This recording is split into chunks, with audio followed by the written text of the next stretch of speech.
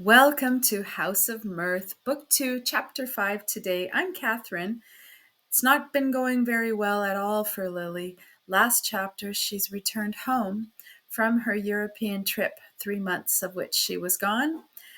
Her aunt Peniston sadly has died, Julia Peniston. So she's shown up now to the reading of the will, and Aunt Julia had always said that she would provide handsomely for Lily. So they were all there to hear the will.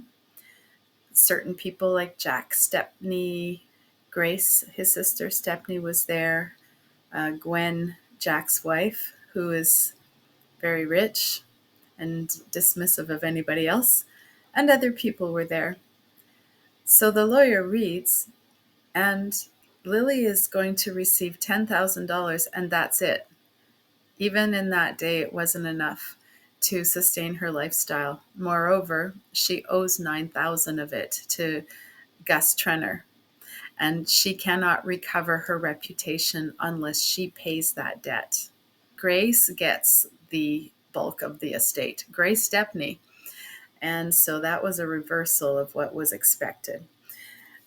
Lily congratulates Grace and leaves in a composed way, but after that, everybody snubs Lily. She doesn't have money, and there's a story that followed her home about something to do with the Dorsets. Well, Bertha told everybody that would listen her version of it, and Lily didn't even bother to try because she thought, well, who are they going to believe? Rich Bertha who can do things for them, or just little old me? She's now best friends with Gertie Farish, and the money she receives per year, her income, is less than Gertie's, and Gertie doesn't live on very much.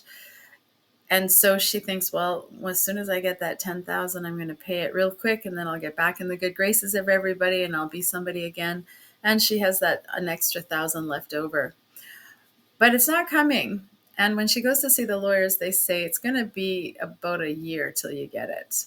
So she takes her courage in her two hands, and she goes to ask Grace if she can get a loan against her huge inheritance for that $10,000 so she can get back into her group. And Grace says, no way. She says, oh, that's shocking. Why? I would never do that. And oh, poor Aunt Julia. She was so distraught at imagining that you were gambling, and on she goes. She basically blamed Lily for the death of her aunt.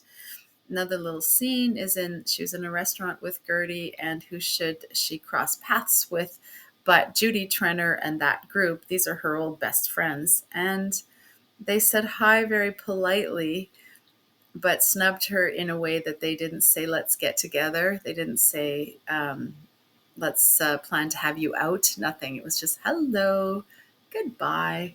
So she's feeling the weight of her kind of dismissal from the group. Well, chapter 5, here we go. It seemed to Lily, as Mrs. Peniston's door closed on her, that she was taking a final leave of her old life. The future stretched before her dull and bare as the deserted length of Fifth Avenue, and opportunities showed as meagerly as the few cabs trailing in the quest of fares that did not come. The completeness of the analogy was, however, disturbed as she reached the sidewalk by the rapid approach of a hansom which pulled up at sight of her. From beneath its luggage-laden top she caught the wave of a signaling hand, and in the next moment Mrs. Fisher, springing to the street, had folded her in a demonstrative embrace. "My dear, you didn't mean to say you're still in town? When I saw you the other day at Sherry's, I didn't have time to ask," she broke off, and with an added burst of frankness, "the truth is, I was horrid, Lily, and I've wanted to tell you so ever since." "Oh," Miss Bart protested, drawing back from her penitent clasp, but Mrs. Fisher went on with her usual directness.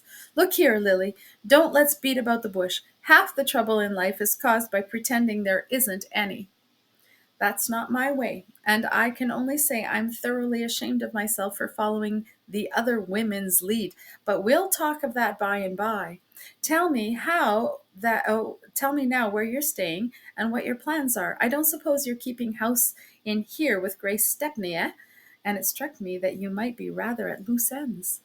In Lily's present mood, there was no resisting the honest friendliness of this appeal, and she said with a smile, "I am at loose ends for the moment, but Gertie Farish is still in town, and she's good enough to let me be with her whenever she can spare the time." Mrs. Fisher made a slight grimace. That's a temperate joy. Oh, I know, Gertie's a trump, and worth all the rest of us put together. But la longue, you're used to a little higher seasoning, aren't you, dear? And besides, I suppose she'll be off herself before so long. And the 1st of August, you say? Well, look here. You can't spend your summer in town. We'll talk of that later. But meanwhile, what do you say to putting a few things in a trunk and coming down with me to the Sam Gormers tonight? And as Lily stared in the breathless suddenness of the suggestion, she continued with her easy laugh.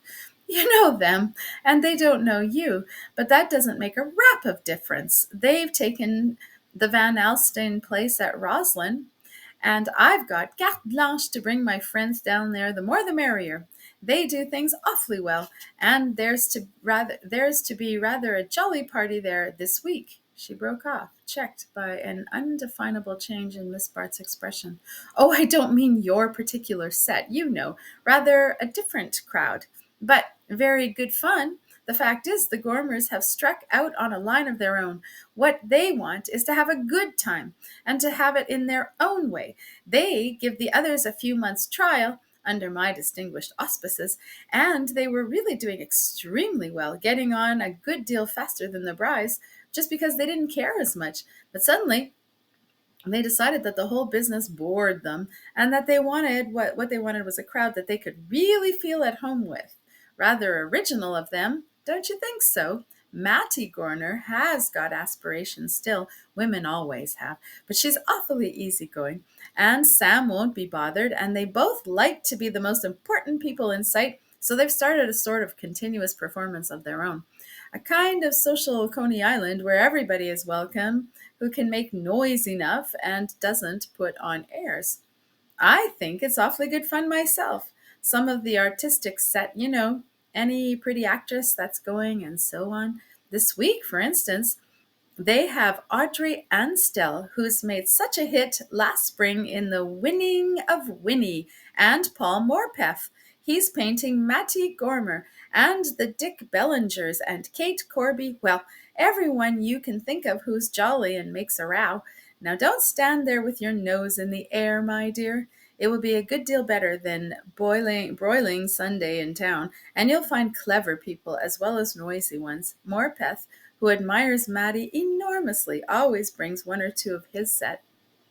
Mrs. Fisher drew Lily towards the hansom with the friendly authority. "Jump in now, there's a dear, and we'll drive round to your hotel and have your things packed, and then we'll have tea, and the two maids can meet us on the train."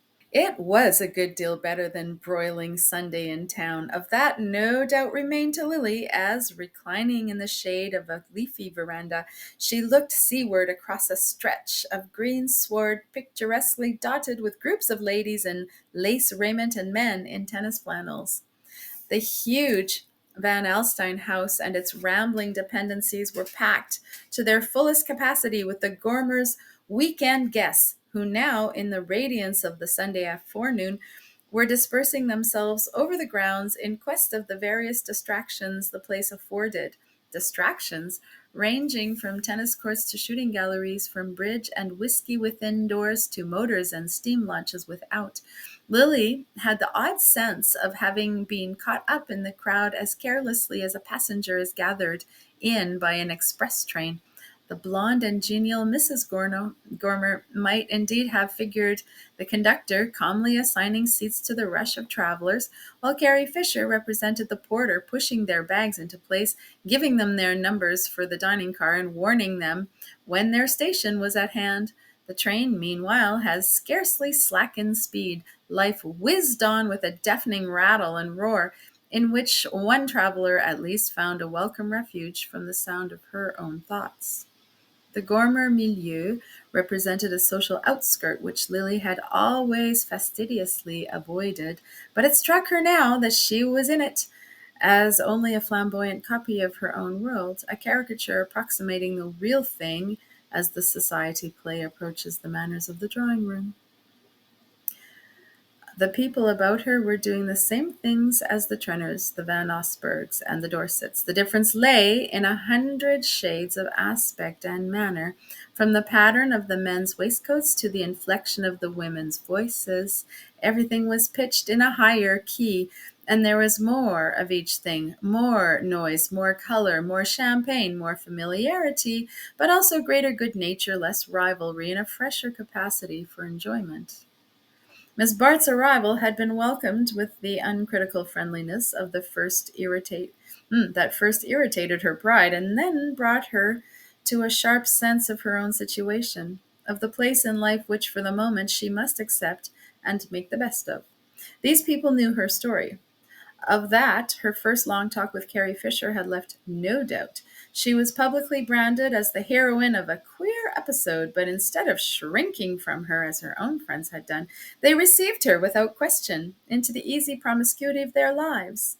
They swallowed her past as easily as they did Miss Anne Stell's, and with no apparent sense of any difference in the size of the mouthful. All they asked was that she should, in her own way, for they recognized the diversity of gifts, contribute as much to the general amusement as that graceful actress, whose talents when off the stage were of the most varied order. Lily felt at once that any tendency to be stuck up, to mark a sense of differences and distinctions, would be fatal to her continuance in the Gormer set. To be taken on such terms and into such a world was hard enough for the lingering pride in her, but she realized with a pang of self-contempt that to be excluded from it would still, after all, be harder, for almost at once she felt the insidious charm of slipping back into a life where every material difficulty was smoothed away. The sudden escape from a stifling hotel in a dusty, deserted city to the space and luxury of a great country house fanned by sea breezes had produced a state of moral lassitude agreeable enough after the nervous tension and physical discomfort of the past weeks. For the moment she must yield to the refreshment her senses craved. After that she would reconsider her situation and take counsel with her dignity. Her enjoyment and her surroundings was indeed tinged by the unpleasant consideration that she was accepting the hospitality and courting the approval of people she had disdained under other conditions. But she was growing less sensitive on such points. A hard glaze of indifference was fast forming over her delicacies and susceptibilities, and each concession to expediency hardened the surface a little more. On the Monday, when the party disbanded with uproarious adieus, the return to town threw into stronger relief the charms of the life she was leaving. The other guests were dispersing to take up the same existence in a different setting, some at Newport, some at Bar Harbor, some in the elaborate rusticity of the Adirondack camp. Even Gertie Farish, who welcomed Lily's return with tender solicitude, would soon be preparing to join the aunt with whom she spent her summers on Lake George. Only Lily herself remained without a plan or purpose, stranded in a backwater of the great current of pleasure. But Carrie Fisher, who had insisted on transporting her to her own house, where she herself was to perch for a day or two on the way to the Brys camp, came to the rescue with a new suggestion. Look here, Lily, I'll tell you what it is. I want you to take my place with Mattie Gormer this summer. They're taking a party out to Alaska next month in their private car, and Mattie, who's the laziest woman alive, wants me to go with them and relieve her of the bother of arranging things. But the Brys want me too. Oh, yes, we've made it up. Didn't I tell you? And to put it frankly, though I like the Gormers best, there's more profit for me in the Brys. The fact is, they want to try Newport this summer, and if I can make it a success for them, they'll make it a success for me. Mrs. Fisher clasped her hands enthusiastically. Do you know, Lily, the more I think of my idea, the better I like it, quite as much for you as for myself. The Gormers have both taken a tremendous fancy in you, and the trip to Alaska is, well, the very thing I should want for you, just as a present. Miss Bart lifted her eyes with a keen glance. To take me out of my friend's way, you mean? She said quietly, and Mrs. Fisher responded with a deprecating kiss. To keep you out of their sight till they realize how much they miss you. Miss Bart went with the Gormers to Alaska, and the expedition, if it did not produce the effect anticipated by her friend, had at least the negative advantage of removing her from the fiery center of criticism and discussion. Gertie Farish had opposed the plan with all energy of her somewhat inarticulate nature. She had even offered to give up her visit to Lake George and remain in town with Miss Bart if the latter would renounce her journey. But Lily could disguise her real distaste for this plan under a sufficiently valid reason. "You dear innocent, don't you see," she protested, "that Carrie is quite right, and that I must take up my usual life and go among people as much as possible. If my old friends choose to believe lies about me, I shall have to make new ones, that's all. And if you know beggars mustn't be choosers, not that I don't like Mattie Gormer, I do like her. She's kind and honest and unaffected. And don't you suppose I feel grateful to her for making me welcome at a time when, as you've yourself seen, my own family have unanimously washed their hands of me?" Gertie shook her head, mutely unconvinced. She felt not only that Lily was cheapening herself by making use of an intimacy she would never have cultivated from choice, but that in drifting back now to her former manner of life, she was forfeiting her last chance of ever escaping from it. Gertie had but an obscure conception of what Lily's actual experience had been, but its consequences had established a lasting hold on her pity since the memorable night when she had offered up her own secret hope to her friend's extremity. To characters like Gertie's, such a sacrifice constitutes a moral claim on the part of the person in whose behalf it has been made. Having once helped Lily, she must continue to help her, and helping her must believe in her, because faith is the mainspring of such natures. But even if Miss Bart, after her renewed taste of amenities of life, could have returned to the barrenness of New York August, mitigated only by poor Gertie's presence, her worldly wisdom would have counseled her against such an act of abnegation. She knew that Carrie Fisher was right, that an opportune absence might be the first step toward rehabilitation, and that, at any rate, to linger on in town out of season was a fatal admission of defeat. From the Gormers' tumultuous progress across their native continent, she returned with an altered view of her situation. The renewed habit of luxury, the daily waking to an assured absence of care in presence of material ease, gradually blunted her appreciation of these values and left her more conscious to the void they could not fill. Mattie Gormer's undiscriminating good nature and the slapdash sociability of her friends, who treated Lily precisely as they treated each other, all these characteristic notes and difference began to weigh upon her endurance, and the more she saw to criticize her companions, the less justification she found for making use of them. The longing to get back to her former surroundings hardened to a fixed idea. But with the strengthening of her purpose came the inevitable perception that to attain it, she must exact fresh concessions from her pride. These, for the moment, took the unpleasant form of continuing to cling to her hosts after their return from Alaska. Little as she was in the key of their milieu, her immense social facility with long habit of adapting herself to others without suffering her own outline to be blurred, the skilled manipulation of all the polished implements of her craft had won for her an important place in the Gormer group. If their resonant hilarity could ever be hers, she contributed a note of easy elegance more valuable to Mattie Gormer than the louder passages of the band. Sam Gormer and his special cronies stood indeed a little in awe of her, but Mattie's following, headed by Paul Morpeth, made her feel as though they prized her for the very qualities they most conspicuously lacked. If Morpeth, whose social indolence was as great as his artistic activity, had abandoned himself to the easy current of the Gormer existence, where the minor exactions of politeness were unknown or ignored, and a man could either break his engagements or keep them in a painting jacket and slippers, he still preserved his sense of differences and his appreciation of graces he had no time to cultivate. During the preparations for the Brys tableau, he had been immensely struck by Lily's plastic possibilities. Not the face, too self controlled for expression, but the rest of her. Oh, what a model she'd make! And though his abhorrence of the world in which he had seen her was too great for him to think of seeking her there, he was fully alive to the privilege of having her to look at and listen to while he lounged in Mattie Gormer's disheveled drawing room. Lily had thus formed in the tumult of her surroundings a little nucleus of friendly relations, which mitigated the crudeness of her course in lingering with the Gormers after their return.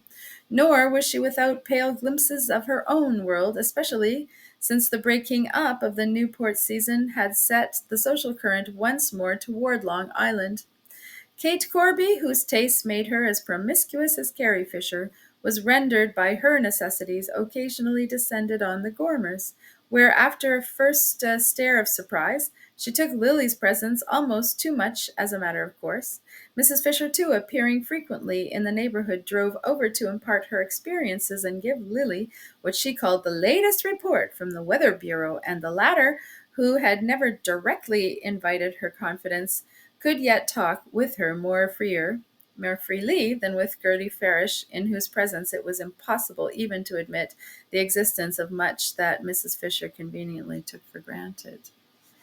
Mrs. Fisher, moreover, had no embarrassing curiosity. She did not wish to probe the inwardness of Lily's situation, but simply to view it from the outside and draw her conclusions accordingly. And these conclusions, at the end of a confidential talk, she summed up to her friend in the succinct remark, "You must marry as soon as you can." Lily uttered a faint laugh. For once, Mrs. Fisher's lacked originality. "Do you mean, like Gertie Farish, to recommend the unfailing panacea of a great man's love?" "No, I don't think either of my candidates would answer to that description," said Mrs. Fisher after a pause of reflection. "Either? Are there two?" "Well, perhaps I ought to say 1.5 for the moment." Miss Bart received this with increasing amusement. "Other things being equal, I think I should prefer the half-husband. Who is he?" "Don't fly out at me like that till you hear my reasons. George Dorset." "Ah!" Lily murmured reproachfully, but Mrs. Fisher pressed on unrebuffed. "Well, why not? They had a few weeks' honeymoon when they first got back from Europe, but now things are going badly with them again. Bertha has been behaving more and more like a mad woman, and George's powers of credulity are very nearly exhausted. They're at their place here, you know, and I spent last Sunday with them. It was like a ghastly party. Nobody else but poor Nettie Silverton, who looks like a galley slave. They used to talk of my making that poor boy unhappy. But after luncheon, George carried me off on a long walk and told me the end would have to come soon." Miss Bart made an incredulous gesture. "As far as that goes, the end will never come. Bertha will always know how to get him back when she wants him." Mrs. Fisher continued to observe her tentatively. "Not if he has anybody else to turn to." "Yes, that's just what it comes to. The poor creature can't stand alone. And I remember him such a good fellow, full of life and enthusiasm." She paused and went on, dropping her glance from Lily's. "He wouldn't stay with her 10 minutes if he knew." "Knew?"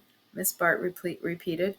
"What you must, for instance, with the opportunities you've had, if he had positive proof, I mean." Lily interrupted her with a deep blush of displeasure. "Please let us drop the subject, Carrie. It's too odious to me." And to divert her companion's attention, she added with an attempt at lightness, "And your second candidate? You must not forget him."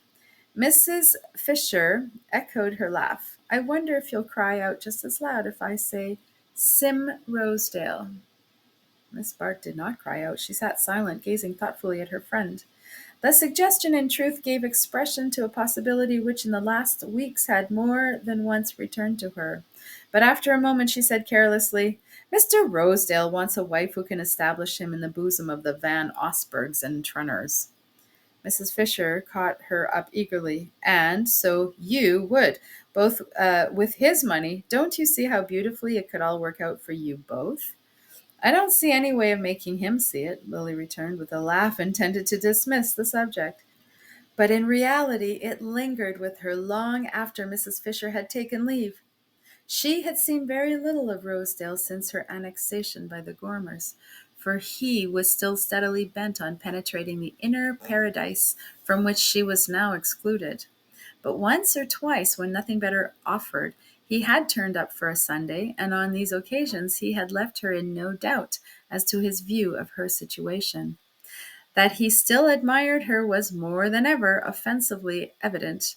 For in the Gormer circle where he expanded, as in his native element, there were no puzzling conventions to check the full expression of his approval. But it was in the quality of his admiration that she read his shrewd estimate of her case. He enjoyed letting the Gormers see that he had known Miss Lily. She was now Miss Lily to him, before they had the faintest social existence. Enjoyed more especially impressing Paul Morpeth with the distance to which their intimacy dated back. But he let it be felt that the intimacy was a mere ripple on the surface of a rushing social current, the kind of relaxation which a man of large interests and manifold preoccupations permits himself in his hours of ease.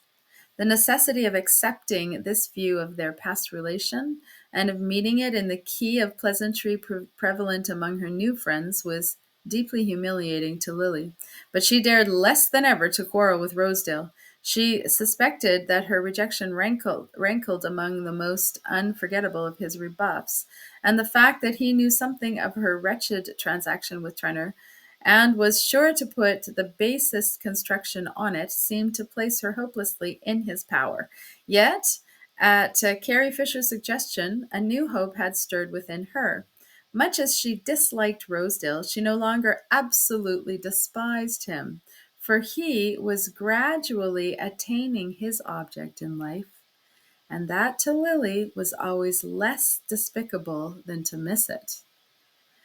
With the slow, unalterable persistency with which she had always felt for him, he was making his way through the dense mass of social antagonisms. Already his wealth, and the masterly use he had made of it, were giving him an enviable prominence in the world of affairs, and placing Wall Street under obligations which only Fifth Avenue could repay. In response to these claims, his name began to figure on municipal communities and charitable boards. He appeared at banquets to distinguished strangers, and his candidacy at one of the fashionable clubs was discussed with diminishing opposition. He had figured once or twice at the Trenor dinners, and he had learned to speak with just the right note of disdain of the big Van Osburgh crushes, and all he now needed was a wife whose affiliations would shorten that last tedious step to his ascent. It was with that object that a year earlier he had fixed his affections on Miss Bart, but in the interval he had mounted nearly to his goal, while she had lost the power to abbreviate the remaining steps of the way. All this she saw with clearness of vision that came to her in moments of despondency. It was success that dazzled her. She could distinguish facts plainly enough in the twilight of failure, and in the twilight, as she now sought to pierce it, was gradually lighted by a faint spark of reassurance. Under the utilitarian motive of Rosedale's wooing, she had felt clearly enough the heat of personal inclination. She would not have detested him so heartily had she not known that he dared to admire her. What then if the passion persisted, though the outer motive had ceased to sustain it? She had never even tried to please him. He had been drawn to her in spite of her manifest disdain. What if she now chose to exert the power which, even in its passive state, he had felt so strongly? What if she made him marry her for love, now that he had no other reason for marrying her? End of chapter 5.